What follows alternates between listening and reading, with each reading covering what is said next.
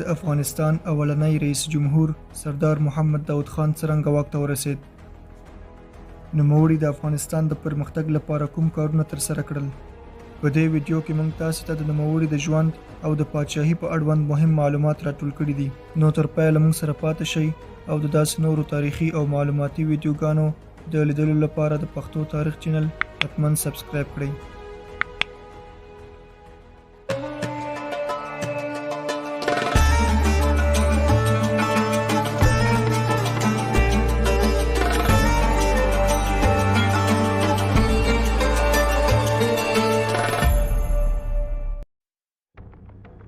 سردار محمد داود خان د سردار محمد عزیز خان زوی دی چې په 1909 میلادي کال کې د کابل په یو سلطنتي کورنۍ کې وزیږید.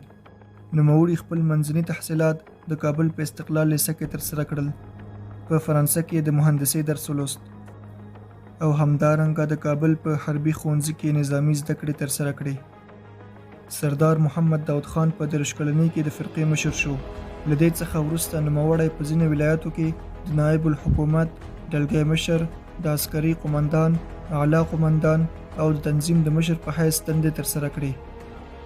سردار محمد داود خان تر 1940 میلادي کال پورې د خپل تره صدر اعظم محمد هاشم خان د لاس لاندې کار وکړ چې تره یعنی محمد هاشم خان 18 کاله د صدر اعظمۍ چارې ترسره کړې. سردار محمد داود خان د وخت د پادشاه یعنی د ظاهر شاه تربور او اوخی هم و. د محمد هاشم خان د صدارت څخه وروسته د پادشاه لخوا سردار محمد داود خان د صدر اعظم په توګه غوره شو. کله چې سردار محمد داود خان صدر اعظم شو نو 14 ورځې وروسته خپله کابینه او تګلاره اعلان کړه.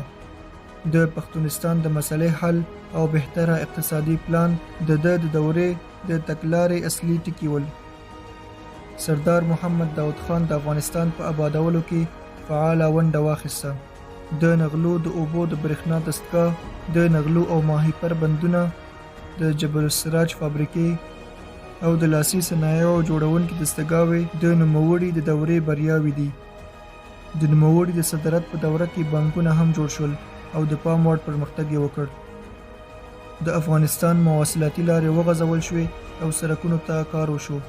د بګرام هوایي ډګر جوړ شو او د کابل او کندهار هوایي ډګرونه هم ګټې ته چمتو شول. همدارنګه د کابل جلال آباد او د سالنګ لویه لار د مسافرو لپاره جوړه کړل شوه. د سردار محمد داود خان د صدارت دورې 10 کاله دوام وکړ چې د پرمختګونو او کامیابۍ څخه ډکه دوره وه. افغانستان پکې له هر اړخه ورغول شو. کله چې په 1963 میلادي کال کې د داود خان د صدارت دوره پای ته ورسېده نو د 10 کلو لپاره د حکومتي کارونو څخه لرېوالی غوره کړ. کله چې په 1902 میلادي کال کې د وخت پادشاه یعنی ظاهر شاه د درملنې لپاره ایټالیا ته تللی و نو سردار محمد داود خان کودتا وکړه چې واک یې ترلاسه کړ. دغه یوه سپینه کودتا وه چې جدي تلفات یې نه لرل. د نوموړي لومړۍ وینا د رادیو افغانستان لخوا خپره شوه چې د جمهوري نظام رامنځته کول، د سولې ټینګول، د خلکو حقوق ورکول، د بېطرفۍ سیاست او د افغانستان ترقۍ د نوموړي تګلاره وه. د سردار محمد داود خان د جمهوري نظام مهم کارونه د لویې جرګې جوړول او په 1355 هجري شمسي کال کې د اساسي قانون تصویبول ول. همدارنګه د نوموړي د اصلاحي کارونو څخه یو هم د ځمکې د مالي قوانینو جوړول ول.